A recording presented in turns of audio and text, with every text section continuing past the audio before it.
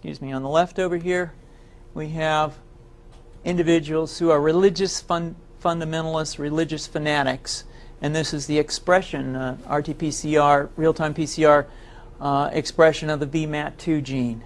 Over here, we have individuals.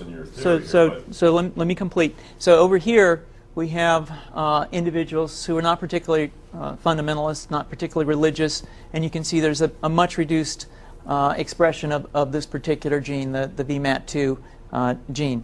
Another evidence that supports our hypothesis for the development of this approach. What you see here is by spreading this virus, we're going to eliminate individuals from donning on a bomb vest and going into a market and blowing up the market. So our hypothesis is that these are fanatical people, that they have overexpression of the VMAT2 gene, and that by vaccinating them against this, we'll eliminate this behavior. So we have some very, very remarkable data in this next slide. Here we have two brain scans. These are fMRIs. These are two different individuals with different levels of expression of VMAT2. On top is an individual who's a religious fanatic, an individual, and we've repeated this numerous times, that has high levels of VMAT2. Now, this individual down here who had low levels of the VMAT2 gene, this individual would self-describe as not particularly religious. In each case, these individuals were read a religious text. This individual lit up the right middle frontal gyrus, shown here, and that's a part of the brain that's associated with theory of mind. It's a part of the brain that has to do with intents and beliefs and desires.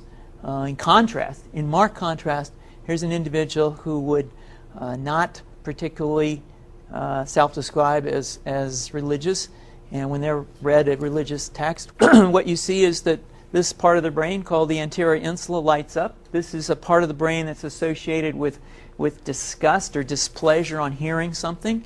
So you're suggesting I take a CT scan with me when I'm evaluating people to determine whether I put a bullet in their head? So the data that I'm presenting here supports the concept that we're proposing, and I think that we would not propose to do CT scans or fMRIs on individuals out in the hinterlands of Afghanistan. The virus would immunize against this VMAT2 gene, and that would have the effect that you see here, which is it's essentially to turn a fanatic into a normal person. And we think that will have major effects in the Middle East. How would you suggest that this is going to be dispersed, the aerosol?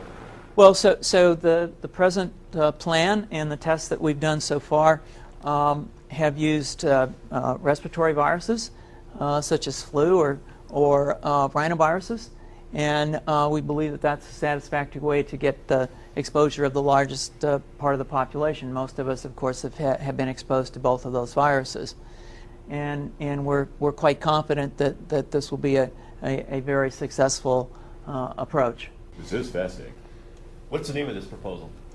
Yeah, so the name of this project is FunVax, which is the vaccine for religious fundamentalism. And you have a proposal already?